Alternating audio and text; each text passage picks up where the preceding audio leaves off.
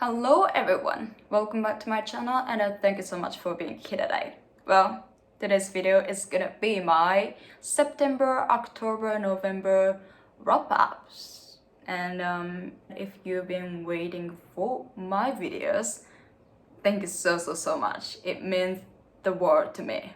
Thank you. And again, thank you so much for being here today.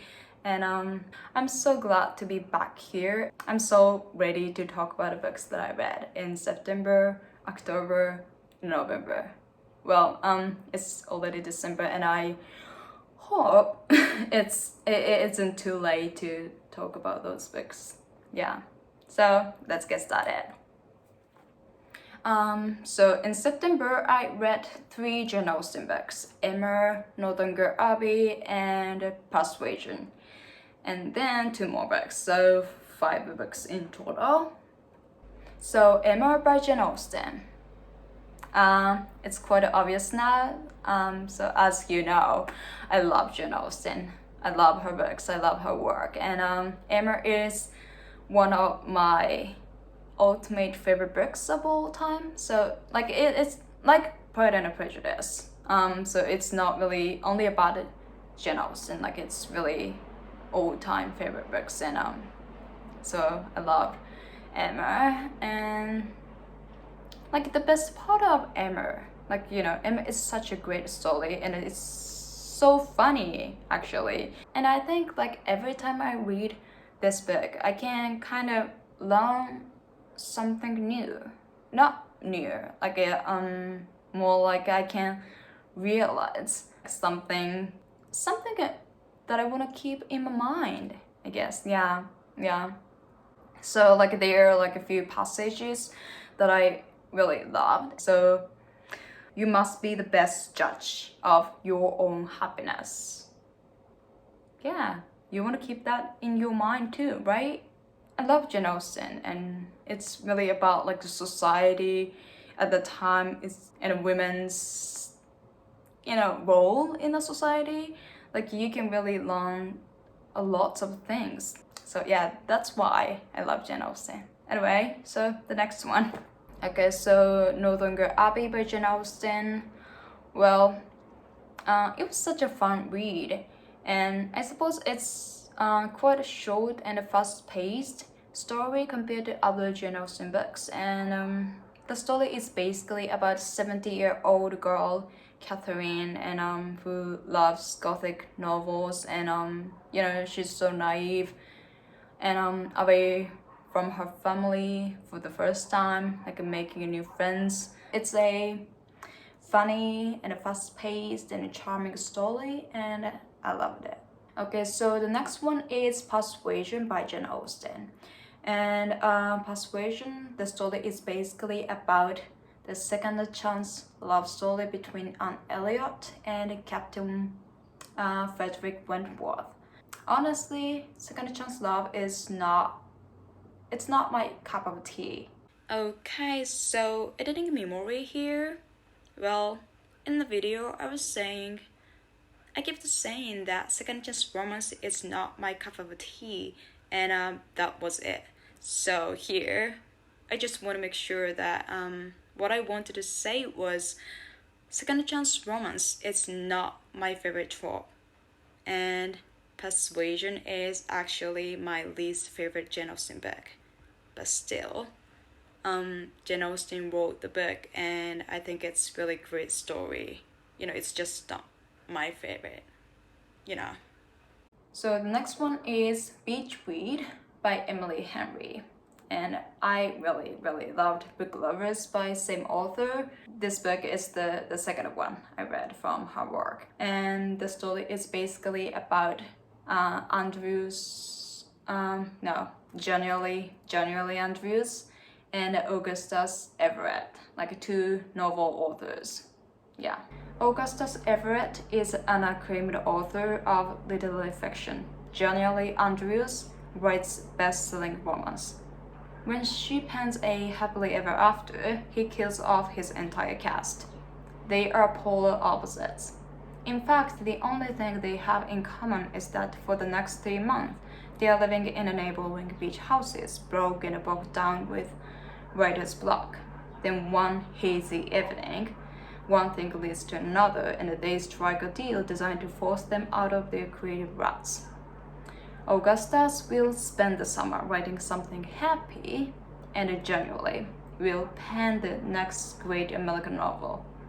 She'll take him on field trips worthy of any rom-com montage, and he'll take her to interview surviving members of a backwoods that's cult, obviously. Everyone will finish a book, and no one will fall in love, really. Okay, so it took some time for me to get into the story, but I started enjoying it. Like once I reached 1/4 of the book, like 100 pages. And yeah, and I thought I'd cry at some point, but I actually didn't. But anyway, such a fun read, and 4 stars for me. So the last book that I read in September was Night Sky with Exit Wounds, the poetry collection by Vuong. So yeah, it was really beautiful and I love it. So poems, poetry. I've always thought that kind of poems, it's like, it's something that I really cannot understand. Like it's really, it's really like for smart, like people, you know what I mean. But one of my friends, like actually, he recommended this book, and he told me that kind of, it's like you just read it, and if you like it, if you love it, that's fine, that's amazing. So yeah, I just read it, and I actually found some of my favorite poems, and yeah, one of them is Someday I love ocean run. This part, the most beautiful part of your body is where it's headed, and remember, loneliness is still time spent with the world. Here's the loom with everyone in it. Well, I think this is beautiful. I think it's beautiful, and it really gets me. So in October, I read Before Coffee Gets Cold and The Song of Achilles and Malibu Rising. So Before the Coffee Gets Cold, Japanese novel, like literature, but like translated into English, because I read English books. So the story is basically about a cafe in Tokyo, Japan, and that allows its customers to go back in time, time travel. Yeah, which is really cool. But there's like several rules, and like one of the most important rule is like they kind of need to come back, to present before their coffee gets cold. Okay, so even though this book is translated into English, like everything sounds so Japanese. And actually, like if you know Japanese and know like some Japanese cultures and like values, like like traditional like way of thinking in Japan, probably you can tell like the author is like Japanese guy, because like the way he describes the woman in the book, it's just really Japanese guy, a way of describing, I guess. I'm not saying it's bad, but like I just kind of felt like, okay, yeah, this story is definitely like written by Japanese guy, and it was really interesting.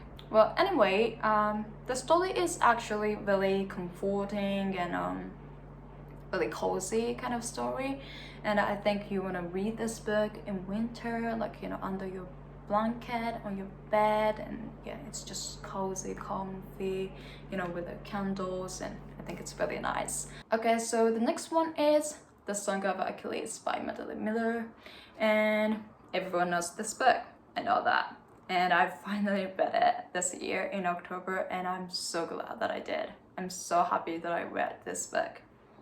Yeah, well, even if you don't know much about a Greek myth, like you kind of heard of Achilles before, because he's such a famous guy, one of the best heroes, like Greek myth heroes.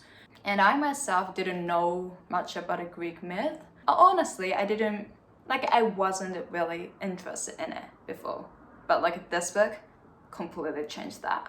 I'm now listening to Greek myth podcasts all the time, like all the damn time. So yeah, thanks for that. The story is basically about Patroclus, Achilles' best friend, and Achilles, obviously. So Greece in the age of heroes. Awkward younger prince Patroclus has been exiled to the court of King Peleus. Despite their differences, Peleus' golden boy Achilles befriends the shamed prince. As they grow into young men, their bond blossoms into something deeper, despite the pleasure of Achilles' mother, the sea goddess Thetis. But when word comes to that Helen of Sparta has been kidnapped, Achilles must go to war in distant Troy and fulfill his destiny. Torn between love and fear for his friend, Patroclus goes with him.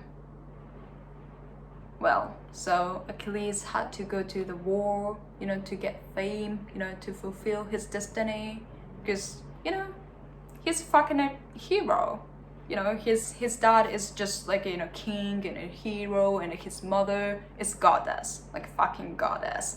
And then, like, Patroclus, of course, like he went with him, with Achilles. Their friendship and a love story, it's beautiful and it's heart aching, and it just hits you ferociously. And and I'm so excited to read her second book, Saucy, and other Greek myth retelling novels, fiction stories next year. I'm gonna read a lot. Yeah, I'm definitely gonna do that, and I'm so ready for that. I'm so excited for that. Yeah. Okay, so the next one is Malibu Rising by Jenkins Reid. Yes.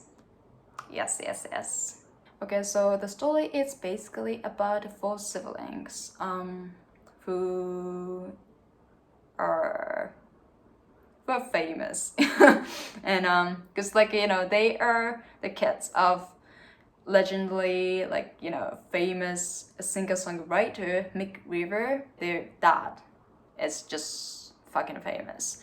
Anyway, I love this book so much, and I love the River siblings. Like, I love them all, and I really care about them. You know what I mean? Like the way Taylor Jenkins read the story, each characters, like I couldn't help but care about them, really, seriously. And of course I cried, but I didn't cry like I did when I read the Seven Husbands of Evelyn Hugo. It was not like that. It wasn't an ugly cry. And I actually read this book at the beach. Yeah, as you can see, I read this book at the beach in a resort island in Malaysia. It was amazing. Anyway, I love this book, and just amazing. Okay, so in November, I read 3 books. Okay, so first one is a Japanese novel, Number 6 by Atsuko Asano. This is a series, and this is really, one volume. It's really short, so like you can read it like in a day or like in 2 days, something like that. The story is basically about a young boy who is a member of elite and privileged society called Number 6. I guess it's more like a small sophisticated city, like society. Yeah.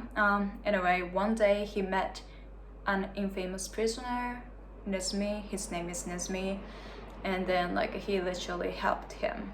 I mean, he didn't help him to escape from prison. He just helped him after Nesmi escaped from prison, and of course he got into trouble.